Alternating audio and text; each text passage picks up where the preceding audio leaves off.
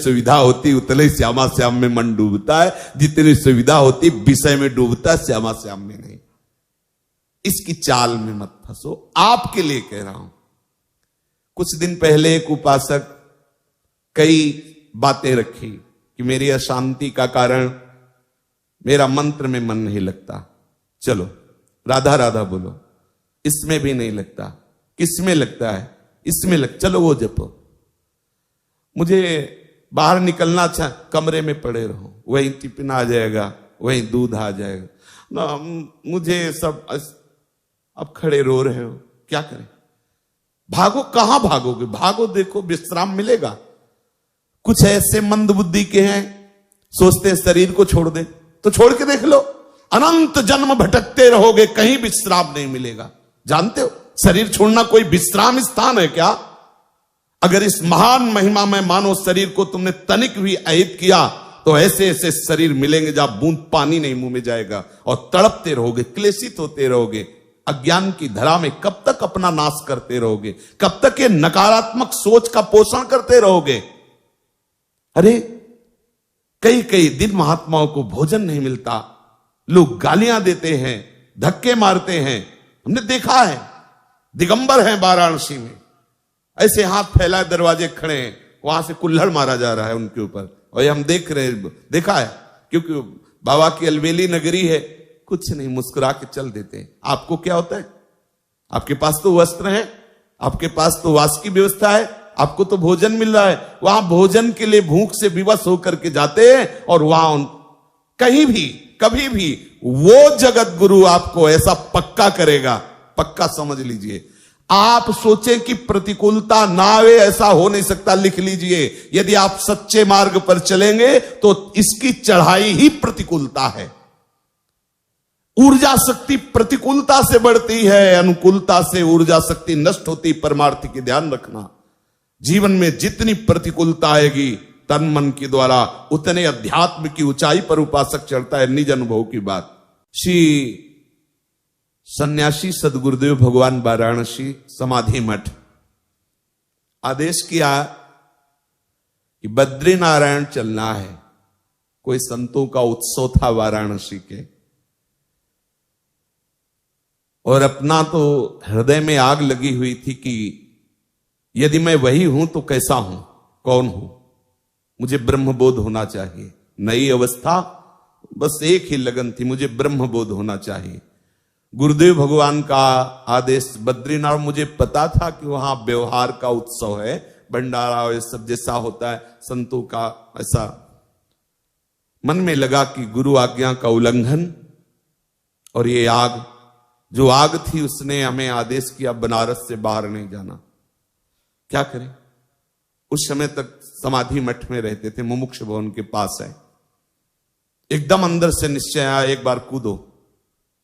बस एक दो वस्त्र लिए बाहर निकले तो जो गेट द्वारपाल थे, और उनका इस समय आप कहां जा रहे हैं? तो हमने कहा प्रश्न करने की जरूरत नहीं, सदगुरुदेव भगवान पूछे तो कह देना 80 घाट में है। चले गए, क्योंकि पास कुछ ले रहे थे, चेक करने की जरूरत नहीं। आश्रमों में ऐसा होता, और ऐसा होना भी चाहिए कि उनकी सुरक्षा में सहयोग देना चाहिए जो जहां है, क्योंकि उससे भी तो प्रश्न होते हैं। 80 घाट में जब आए तो निश्चय किया, यह हम हृदय की बात करें, आज के बाद कभी अर्थ स्पर्श नहीं करेंगे जब तक ब्रह्मबोध नहीं होगा। आज के बाद किसी के दरवाजे पर भिक्षा के लिए नहीं खड़े होंगे, और किसी को अपना मित्र नहीं बनाएंगे। वाराणसी के घाटों में रहने का निश्चय, आकाश वृत्ति से जो मिल जाएगा हमारे पास आ जाएगा, हमारे विश्वास पूर्वक, ऐसा नहीं कि दान पुण्य जैसा तो हम उसे पालेंगे, ऐसा भावना करके। संध्या काल में देखा, दंड लिए हुए गुरुदेव भगवान आए, साष्टांग दंडवत किया। उनका क्या उद्दंडता है? हमारी उद्दंडता तो है, पर हम रोने लगे क्योंकि हृदय में पीड़ा थी। हम कहा महाराज जी, आपको हृदय की बात कहता हूं, जब तक मुझे ब्रह्म बोध नहीं होता मुझे कुछ अच्छा नहीं लगता। मुझे बद्री नारायण जाना और वहां संतों की संगोष्ठी, मुझे बस एक आग लगी हुई, मुझे ब्रह्म बोध। ऐसे होता है ब्रह्म बोध, घाट में पड़े रहने से भिक्षा तो चाहिए ना, वास तो चाहिए ना, ऐसे ऐसे होता है। वो तो गुरु का मतलब माता होती है ना, अत्यंत दुलार। हम कहा आपके सामने वचन देते हैं, किसी के घर में नहीं जाएंगे, किसी आश्रम में नहीं जाएंगे, किसी छत के नीचे नहीं, यही घाट में रहेंगे, किसी से मांगेंगे नहीं, अर्थ नहीं छुएंगे, कभी आपको कोई ये कहेगा नहीं कि आपका शिष्य ऐसा, कभी आप निश्चिंत रहिए। बोले जो मन आवे सो करिए, चले गए। और काफी दिनों के बाद जब उन्हीं घाटों पे मिले तो ऐसे दंड सहित ऐसे हृदय से लगाया, बस ऐसे मौन रहे, कुछ बोले नहीं, बस ऐसे। अब कभी इतना से तुआ मिल जाता जैसे भिक्षुकों को बांटते, कभी 1-2 पीस बर्फी मिल जाती, गंगा जलपान, कई कई दिन। अन्नपूर्णा का धाम है, पर कई कई दिन ये सब्जी रोटी दाल ये जो अपने भरपेट पाते नहीं मिला। एक दिन विवस्ता हुई, गुरुदेव को वचन दिए थे, इसलिए मांगना का तो भाव ही नहीं था आश्रम में किसी के जाने का, नहीं तो मुमुक्ष भवन में खुला संतों के लिए भंडारा है, आप जब जाओ वहां भिक्षा मिलती है। लेकिन वो जो आग थी ब्रह्मबोध प्राप्त करने की, उसने ये सब कर दिया। दरवाजे पे जाके बैठ गए, मांगना नहीं है लेकिन बैठ गए। अब वहां से जो गृहस्थी के मुखिया थे वो निकले, कैसे बाबा बैठे हो? ऐसे ही बैठ गए। भोजन पाओगे? हम कहा जैसी प्रभु की इच्छा, महादेव की जैसी इच्छा, बैठो। 2 घंटे तक नहीं आए, 2 घंटे बाद आए। अच्छा भोजन के लिए हमने नहीं कहा था, उन्होंने ही कहा, पर गए इसी इरादे से थे अंदर से कि कुछ तो उनका हम लोग प्याज लहसुन पाते हैं, आप प्याज लहसुन पाते? हम कहा नहीं। तो बोले फिर जाइए। बहुत हंसी आई मन की चाल पर जब बाहर ले का, ठीक इसको ठीक दंड दिया गया। ये तो ये परमार्थ क्या है आपने अभी देखा नहीं है, लेकिन उसी परमार्थ का फल आपको केवल आज्ञा पालन से मिल जाएगा।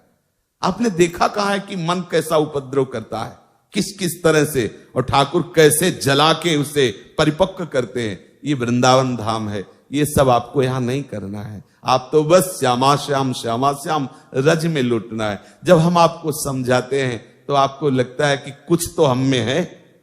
आप ये नहीं समझते कि मां बच्चे को दुलार करती तो बच्चे की योग्यता देख के करती, क्या मेरा बच्चा है इसलिए दुलार करती है। इसलिए सब, चाहे गृहस्थ हो चाहे विरक्त हो, गुरु वचनों के अनुसार चलोगे तो परमार्थ की ऊंचाई पर स्थित हो जाओगे, और मन की चाल पे चलोगे तो भटकना ही है। ये तुम्हें दिखाएगा कि हम यमुना किनारे खूब भजन करेंगे। हम आपको कहते हैं अगर आपने कोई भी उद्दंडता की तो माना कि 4 दिन ये आपसे वो करवाएगा, लेकिन 5वें दिन ऐसी जगह खड़ा करेगा जहां से आपका परमार्थ क्षीण होने लगेगा। विश्वास मानिए, धैर्य पूर्वक गुरु आज्ञा के अंतर्गत चलिए तो ये मन श्यामा श्याम में अनन्य हो जाएगा, जो जन्म जन्मांतरों की साधना से नहीं मिलता, वो कृपा से तुम्हें मिल जाएगा। भगवत रसी जी कह रहे हैं, कै बच्चा के पेट, बस बच्चे ही तो बनना है। बच्चा क्या करता है मैं बताओ? बच्चा शब्द से क्या तात्पर्य है? केवल आचार्य चरण गुरु चरण के सहारे हो जाना, आश्रित हो जाना। अंदर से सोच लो मुझे कुछ नहीं करना, अब मैं श्यामा श्याम के आश्रित हूं। हे श्यामा श्याम, जैसे अपने प्राय सत्संग में कहते रहते हैं, आप ही हमारे साधन हो और आप ही हमारे साध्य हो। तो हमारे साधन का तात्पर्य क्या है? मैं आपकी शरण में हूं, आपके आश्रित हूं। अब आप जो करवाना चाहो तो देखो कर। महापुरुषों ने इसी बात का अनुभव किया है। तब उनसे जब बात करो कि प्रभु भजन निरंतर कैसे होता है, तो कहते प्रभु की कृपा से होता है। किसी भी सिद्ध महापुरुष से बात करके देखो, आपके जीवन की इस उच्चतम अवस्था पर पहुंचने का आपका क्या साधन रहा है, तो कहते सिर्फ गुरु कृपा, सिर्फ आचार्य कृपा, सिर्फ भगवत कृपा। किसी भी महापुरुष से पूछ लो, क्योंकि जो वास्तविक भजन होता है वो दिखाई देता है कि मैं कर नहीं रहा, ये तो प्रभु की तरफ से हो रहा है। सच्ची मानिए, ऐसे ही चल रहे हो, अचानक वृत्ति फंसी, कोई हमारा चिंतन नहीं, और क्या कहां से कहां पहुंचा दिया कि चलने की ताकत नहीं रही। कहीं ऐसा लगा कि कहीं गिर न जाए, कोई आश्रय लेके बैठ, कोई चिंतन हमारा नहीं, कोई प्रयास हमारा नहीं, कहां पहुंचा दिया। इसलिए आश्रित हो जाओ, दृढ़ता पूर्वक आश्रय श्री श्यामा श्याम के चरणारविंद का और अनन्य चिंतन, प्यारी जू प्यारे जू के नाम का, रूप का, लीला का, बैठ जाओ। ये सब मन की जो भागा दौड़ हटाओ, विश्राम कर लो।